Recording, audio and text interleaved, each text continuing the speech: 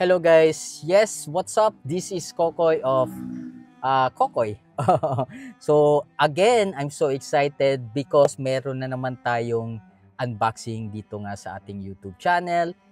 Dito nga sa Kokoy, and right now ito na 'yon. Oh, 'yan.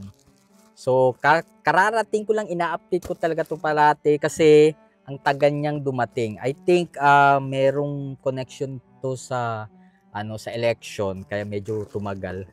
Siguro na-late siya mga 3 days. So, meron siyang dalawang perfume. Pero yung una nating makukuha, yun yung una nating i-review.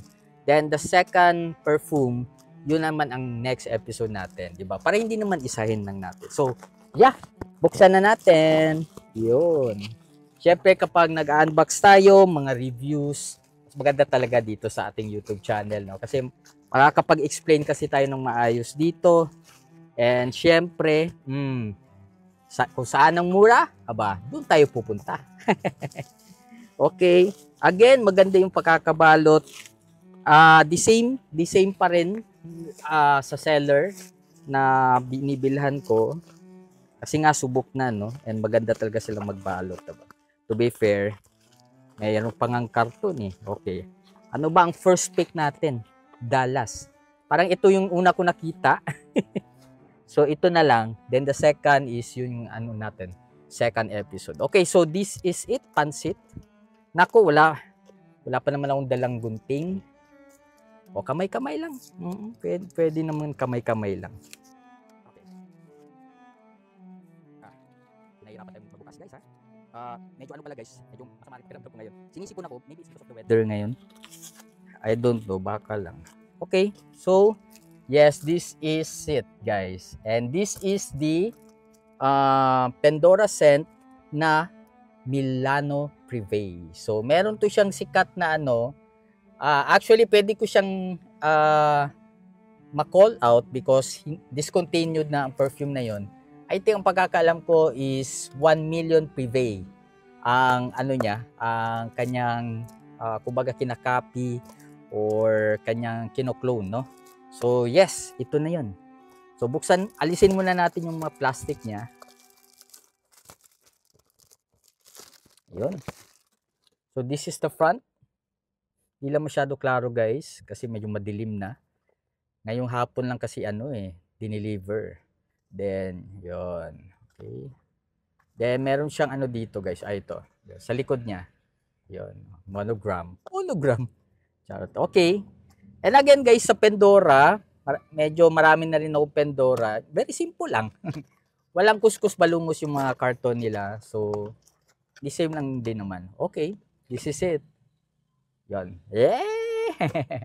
So, ito yung kanyang, look at that. Ang ganda. Okay. Okay, ang original niya, guys, which is the 1 million Privé, gaya na sinabi ko kanina, is discontinued na. So, basically, especially worldwide siya eh. So, dito kung discontinued na sa worldwide, especially na sa Pilipinas. Pero, buti na lang merong ganito klaseng clone. At least, makakaano tayo. So, according naman sa iba, may similarity. So, i-check natin. Ano bang amoy ng isang 1 million Privé? Syempre, with Milano Privé by Pandora Scent. Okay, the first, wala to. O, pangalawa, wala rin to. O, pangatlo, meron to.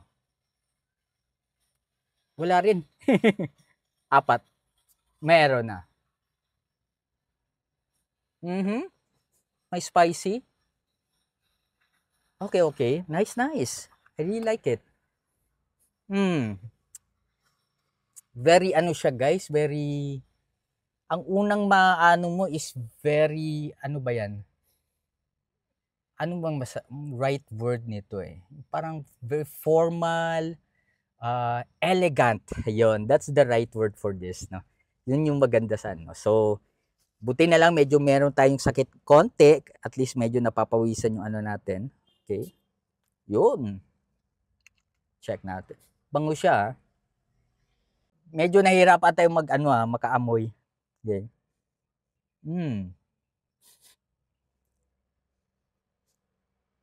Oh, okay. ang naaamoy ko sa kanya guys is more of like, ang ano niya is, meron talaga siyang elegancy or elegant talaga yung amoy niya. Formal, maganda to sa mga event na special event gaya ng wedding. Pero naamoy ko sa kanya is really the, mm, mm, kakaiba siya. Sa lahat ng mga perfume na naamoy ko, no, kakaiba to. I really, as of now, gaya ng sinabi ko, medyo sinisipon ako. So, syempre, unboxing pa to. Hindi pa tayo makakapagbigay talaga ng definite na review. But, ano muna natin, ipapa-maturate muna natin. Standby muna to. And after 2 to 3 weeks, gagawa tayo ng review nito. Are you okay with that, guys? So, syempre, thank you so much, guys, for watching our review and first impression ng Milano Privé by Pandora Scents. Thank you. This is Kokoy. Yeah.